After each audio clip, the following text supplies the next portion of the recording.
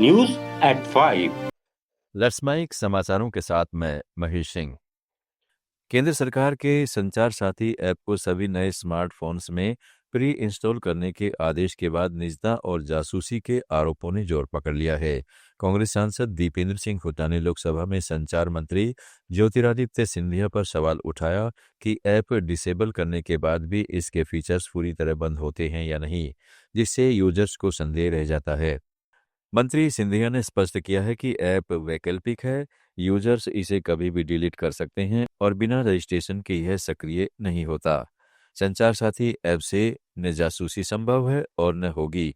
App का मकसद cyber fraud रोकना, खोए फोन ट्रैक करना और फर्जी कॉल से रिपोर्ट करना है। हालांकि 28 नवंबर को जारी आदेश के तहत कंपनियों को 90 दिनों में अनुपालना करना होगा। हुड्डा ने कहा है कि यह मामला निजता के अधिकार के उल्लंघन का लगता है। लेकिन बाद में आप उसको डिसेबल कर सकते हैं, वो चॉइस यूजर्स को देने की आपका एक स्पष्टीकरण आया।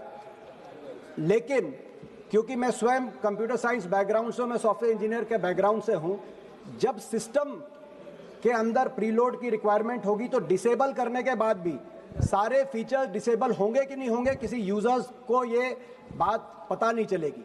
तो कहीं ना कहीं ये जो एक अधिकार है निजता का, उस पे कोई बड़ा प्रहार तो नहीं है। कहीं ये जो स्नूपिंग के प्रश्न उठ रहे हैं पूरे देश में, इसको लेकर सिविल राइट्स न्यूज एट 5। इधर राजस्थान के पूर्व मुख्यमंत्री अशोक गहलोत ने एक्स पर लिखा है कि हर मोबाइल में संचार साथी ऐप डालना भाजपा सरकार द्वारा हर नागरिक की निजता का उल्लंघन कर उसकी जासूसी करने का प्रयास है। यह सर्विलांस राज का एक नया स्तर है। कोई भी नागरिक अपने मोबाइल से किससे बात करेगा, क्या बात करेगा, यह सब अब सरकार की जानकारी में होगा। यदि इसके लिए सुरक्षा कारणों की दलील दी जा रही है तो उसके लिए सर्विलांस के नियम कायदे पहले से मौजूद है। यह देश के सभी नागरिकों को डराने और ब्लैकमेल करने का प्रयास है। सभी नागरिकों को एकजुट होकर इसका विरोध करना चाहिए। एनसीआर में प्रदूषण का स्तर एक बार फिर खतरनाक हो गया है। इस बीच कांग्रेस महासचिव प्रियंका गांधी वाड्रा ने कहा है कि मैं हर रोज प्रदूषण पर बोलती हूं कि ये कोई राजनीतिक मुद्दा नहीं है। इससे हर इंसान प्रभावित हो रहा है, चाहे वो किसी भी पार्टी का हो। सबको एक साथ मिलकर इस पर काम करना चाहिए। बयानबाजी और बहस से कुछ नहीं होगा। चर्चा के साथ साथ ठोस कार्रवाई की जरूरत है। प्रियंका गांधी ने केंद्र और राज्य सरकारों से अपील की कि प्रदूषण के खिलाफ सभी दल मिलकर रणनीति बनाए। उन्होंने कहा कि बच्चों का स्वास्थ्य, बुजुर्गों की तकलीफ और आम लोगों का दम घुटना देखकर खामोश नहीं रहा जा सकता। कि वो बाबरी मस्जिद बनवाना चाहते थे सरकारी पैसे।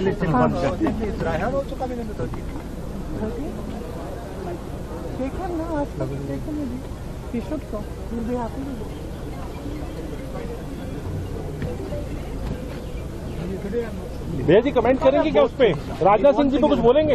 ये सब डिस्ट्रैक्शन है। असली मुद्दे हैं, बहुत महत्वपूर्ण मुद्दे हैं जिन पे चर्चा होनी चाहिए, जिन पे बात होनी चाहिए। और ये सब रोज रोज ये कुछ ना कुछ डिस्ट्रैक्शन उठा लेते हैं ताकि हम फिर बयान दें। वो भाजपा नेता शाहनवाज हुसैन ने वंदे मातरम और चुनाव सुधार के मुद्दे पर विपक्ष से पूर्ण सहयोग की अपील की है।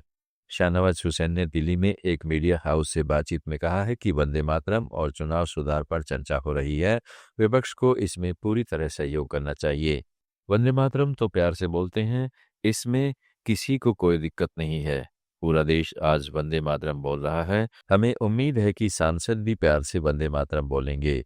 उन्होंने यह भी कहा कि वंदे मातरम राष्ट्र प्रेम का प्रतीक है और इसे राजनीति से ऊपर उठकर अपनाना चाहिए। भाजपा नेता ने विपक्ष पर निशाना साधते हुए कहा कि कुछ लोग सिर्फ विरोध के लिए विरोध करते हैं, जबकि यह देश की एकता और अखंडता का विषय है। आप सुन रहे थे let's mike more than radio. Follow कीजिए हमें हमारे सोशल मीडिया प्लेटफॉर्म्स पर। It's time for news. It's time for more than radio. Presenting the first radio news app, Let's Mic. Let's Mic, a news-based app on your phone where you get to watch and listen news, talk shows, interviews, radio show podcasts.